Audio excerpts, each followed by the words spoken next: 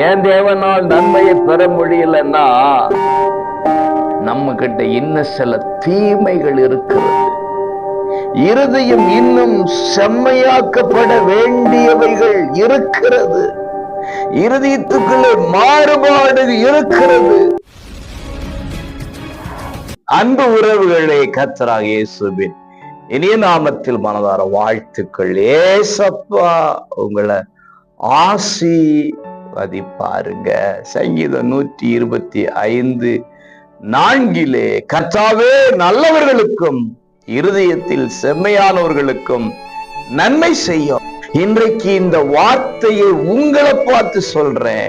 உங்கள் இருதயம் நல்லதா இருக்குமையானால், உங்கள் இருதயம் செம்மையா இருக்குமையானால், தீமை இல்லாதது இருக்குமையானால், தேவன் கொடுக்கிற நன்மை இன்றைக்கு உங்களுக்கு உண்டாக போகிறது.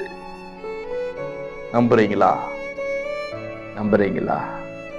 ஏன் தேவனால் நன்மையை பெற முடியலன்னா நம்ம கிட்ட இன்னும் சில தீமைகள் இருக்கிறது.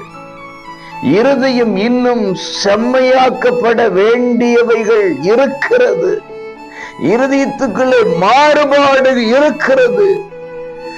என் இருதயம் செம்மையா இருக்க வேண்டும் என்று அதை சரிப்படுத்தினா, இந்த பலிபீடத்தை சரிப்படுத்தினா, நீங்கள் என்கிற பலிபீடத்தை சரிப்படுத்தினா, இன்றைக்கே உங்களுக்கு வர வேண்டிய நன்மைகள் கடந்து வரும்.